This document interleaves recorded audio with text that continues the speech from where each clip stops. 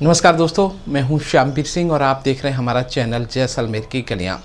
दोस्तों, ऐसा लग रहा है कि राजनीति से नैतिकता बिल्कुल ही समाप्त हो चुकी है और आज जो घटनाक्रम हुआ है वो हमारे देश की राजनीति के लिए बड़ा ही यूँ कहें कि एक काला धब्बा है, एक काला दिन है।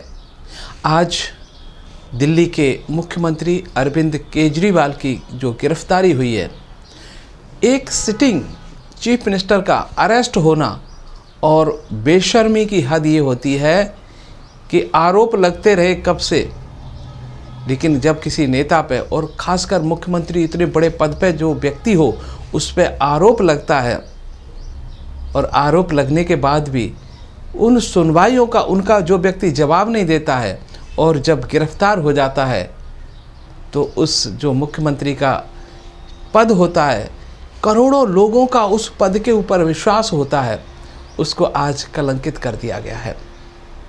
केजरीवाल को एक राजनीतिक एक उदाहरण आज पेश करना था। जैसे ही ईडी उनको गिरफ्तार करने आई थी तो पहले उनको मुख्यमंत्री पद छोड़ देना चाहिए था। इस देश की राजनीतिज्ञों का सम्मान करना चाहिए था। करोड़ों लोगों का जो उन पर भरोसा था उसको कायम रखना चाहिए था। लोग तो कहते थे कि केजरीवाल राजनीति के बहुत ही विदुर हैं या बहुत ही विद्वान हैं। मुझे लगता है कि केजरीवाल से ज़्यादा मूर्ख व्यक्ति राजनीति के अंदर कोई नहीं है, क्योंकि राजनीति के अंदर अगर जनता की सहानुभूति नहीं होगी और जनता को जब तक ये नहीं लगेगा कि ये व्यक्ति किसी पद का भूखा नहीं है, किसी दो पैसे का इसके अंदर लालच नहीं है, तभी वो ये मानेगी कि हमारा सेवक है, ये हमारी सेवा करेगा। देखिए, मैं कई उदाहरण दे सकता हूँ। अटल बिहारी वाजपेयी, जो उन्होंने आजीवन उन्होंने शादी नहीं की और देश की सेवा करते रहे और उनके ऊपर कभी भी लाइफ में एक पैसे के भ्रष्टाचार का आरोप नहीं लगा। अभी वर्तमान में जो प्रधानमंत्री हैं माननीय योगी जी, ये भी देश की सेवा में अपने घर परिवार सब कुछ छोड़ दिया और आज तक इनके ऊपर एक पैसे का भी भ्रष्टाचारों का आरोप कोई लगा ही नहीं सकता। कहीं कोई सोर्स ही नहीं है, कैसे लगाओगे?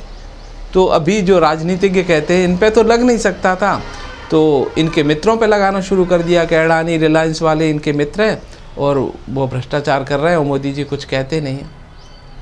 तीसरा, यूपी के मुख्यमंत्री माननीय योगी जी, उनके ऊपर भी आज तक कोई भ्रष्टाचार का आरोप नहीं लगा है। ऐसे और भी उदाहरण हैं। कांग्रेस में भी है, लाल बहादुर शास्त्री का नाम सुना होगा, उनके ऊपर भी एक पैसे का भ्रष्टाचार का आरोप नहीं लगा। अभी उड़ीसा के वर्तमान मुख्यमंत्री जो पटनायक जी हैं, उनके ऊपर भी भ्रष्टाचार का आरोप नहीं है कोई भी।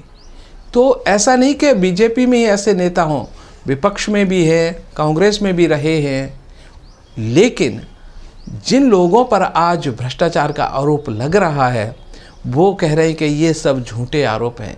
खासकर हम बात करें आज की तारीख में जो शर्मनाक कांड हुआ है, वो केजरीवाल जो खुद को एक यूँ कहें कि कट्टर ईमानदार कहते थे और उनके ऊपर जो आरोप लगा, ऐसे ही आरोप कभी कोई लगे ही नहीं सकता। कहीं ना कहीं दाल में कुछ काला होता है तभी आरोप लगते हैं और जब आरोप सिद्ध हो जाते हैं तो जेल की हवा भी खानी पड़ती है। हमारे देश का संविधान ऐसा है कि यहाँ पर सर्वे सर्वा कोई नहीं है, यानी पुलिस भी अपने दम पर कुछ नहीं कर सकती, ईडी भी कुछ नहीं कर सकती और मुख्यमंत्री या प्रधानमंत्री भी कुछ नहीं कर सकते। सब कानून के हिसाब से तय है किसका काम क्या है। पुलिस अरेस्ट कर सकती है, कोर्ट में ले जा, कोर्ट का काम है कि भाई आरोप है या भ्रष्टाचार हुआ है कि नहीं हुआ, ये तय करना उनका काम है। तो अभी क्योंकि भ्रष्टाचार के आरोप साबित नहीं हुए, अभी तो सिर्फ लगे हैं, तो मैं ये नहीं कह रहा कि केजरीवाल जी ने भ्रष्टाचार किया है या भ्रष्ट आदमी, मैं बिल्कुल नहीं कह रहा। मैं तो किसी को ही नहीं मानता। राजनीति में मैं सब लोगों को बहुत ही ईमानदार व्यक्ति समझता हूँ और इसीलिए क्योंकि जो देश का सेवक होता है ना, वही राजनीति में जाता है। वहाँ कोई तनख्वाह नहीं मिलती, बहुत ज़्यादा पैसा नहीं मिलता और अपना जो कहें कि लाइफ टाइम सिक्योरिटी भी नहीं होती है। आज है, 5 साल के बाद नहीं भी रह सकते। तो जिसमें देश की सेवा करने की हिम्मत है वही राजनीति में जाता है। ये अलग बात है कि वहाँ पर जब इतना सारा पैसा देखते हैं तो किसी का मन भटक जाता है, तो थोड़ा बहुत पैसा भ्रष्टाचार के रूप में अपनी घर ले आते हैं तो ये भटकाव होता है। बाकी हमारे देश के नेता बहुत ही ईमानदार हैं, आते हैं कम से कम राजनीति में तब तो ईमानदार सभी लोग होते हैं, ये ऐसा मेरा मानना है। तो केजरीवाल भी जब आए थे तो मुझे लगता है ईमानदार रहे होंगे, लेकिन उनका भी मन इतना पैसा दौलत देख के भटक गया होगा। ऐशो आराम जिस प्रकार से कहते थे कि हम कुछ नहीं लेंगे, ना बंगला लेंगे, ना गाड़ी लेंगे, ना सिक्योरिटी लेंगे, VIP कल्चर ख़त्म कर देंगे, लेकिन उस चीज़ों को कायम न रख सके। और जब इन्होंने कुछ उल्टे काम करने शुरू किए होंगे तो इनके जो मित्र थे बहुत ईमानदार थे, वो धीरे धीरे इनका साथ छोड़ते चले गए, चाहे योगेंद्र जी हों, चाहे कुमार विश्वास हों, और इनके राजनीतिक गुरु जिनको अन्ना हजारे के नाम से दुनिया जानती है, बड़े कट्टर ईमानदार हैं। वो तो बहुत अपने गांव को उन्होंने क्या से क्या बना दिया है। और ऐसे जो जिनके बल पर, जिनके कंधे पर चढ़कर वो ऊपर ऊंचाइयां छुई थी केजरीवाल ने, वो भी आज कह रहे हैं कि केजरीवाल ने हमारी बात कभी नहीं मानी, मेरा उनसे कोई लेना देना नहीं है, ना मेरे से सलाह लेते हैं वो।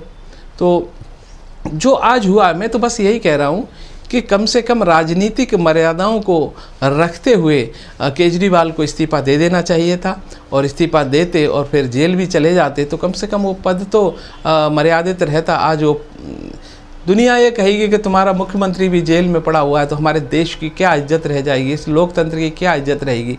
तो केजरीवाल ने सबसे बड़ा उल्टा काम यही किया है कि उस मुख्यमंत्री पद को कलंकित किया है। अभी जो शिबू सोरेन की गिरफ्तारी हुई तो उन्होंने इस्तीफ़ा दे दिया था, लालू ने इस्तीफ़ा दे दिया था। ऐसा उदाहरण नहीं था कि एक मुख्यमंत्री रहते हुए कोई जेल गया हो, लेकिन ये पहली बार देश की राजनीति को कलंकित किया है। इसके परिणाम बहुत ही खतरनाक होंगे। लोगों का राजनीति से, राजनीतिज्ञों से और इस पद से धीरे धीरे विश्वास उठता चला जाएगा कि एक मुख्यमंत्री भी जेल में रह सकता है, तो आम आदमी रहे तो क्या बड़ी बात है। तो जेल में रहना वैसे तो बहुत शर्मनाक बात मानी जाती है, और जब इतने बड़े पद पे कोई आदमी हो वो जेल में से अपनी सरकार चलाए तो ये गर्व की बात हो जाएगी।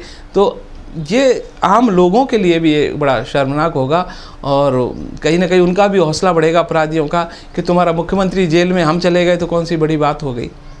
तो मुझे लगता है कि ये आज का जो दिन है वो भारतीय राजनीति के लिए बहुत ही ख़तरनाक और दूरगामी परिणाम इसके होने वाले, मुझे ऐसा लग रहा है। तो नैतिकता इसी में थी कि राजनीति, कोई भी राजनीतिज्ञ अगर उस पर आरोप लगता है तो तुरंत इस्तीफ़ा दे देना चाहिए, क्योंकि राजनीतिज्ञों का विश्वास जनता से जुड़ा हुआ होता है। और जब वो पाक साफ अदालत साफ कर दे फिर से बन जाओ, क्या तकलीफ़ है। लेकिन अगर पद का लालच इनके लग जाए एक बार, कहते हैं कि वो पद ऐसा है कि वहाँ पर बैठ जाओ, उठना ही नहीं चाहता, छोड़ना ही नहीं चाहता, तो ये खतरनाक इसलिए है क्योंकि बाई चांस अगर मुख्यमंत्री अभी हैं केजरीवाल जी, अगर चुनाव में हार जाएं तो उस पद को कैसे छोड़ेंगे। ऐसी भी खबरें मिली हैं कि अभी जो कल जो छापा पड़ा था इनके घर पे, यहाँ से जो ED के अधिकारी हैं उनके घर पते, इनके परिवार के मेंबरों की पूरी लिस्ट वहाँ से मिली है। ये और भी ज़्यादा खतरनाक है। केजरीवाल जी क्या करना चाहते थे, उनकी जासूसी करके उनकी जानकारी क्यों जुटाई जा रही थी। क्या उनको रिश्वत देने वाले थे, या उनको धमकाने वाले थे, या कोई इनके ऊपर ये अराजक तत्वों से कार्रवाई करवाना चाहते थे, कुछ ना कुछ तो है। तो कुल मिलाकर के आज हमारी जो राजनीति का काला दिन है वो न सिर्फ हमारे देश का सर झुका है, जनता का विश्वास घटा है, और मुझे तो आज बहुत ही तकलीफ़ हुई है। चलिए, ऐसे शर्मनाक दिन देश को न देखना पड़े, यही मैं उम्मीद करता हूँ। आने वाले समय में जो भी राजनीतिज्ञ हैं कृपा करके जेल जाने से पहले इस्तीफ़ा दे करके जाएं, उस पद की गरिमा को न बढ़ाएं, यही मैं कहना चाहता हूँ। नमस्कार।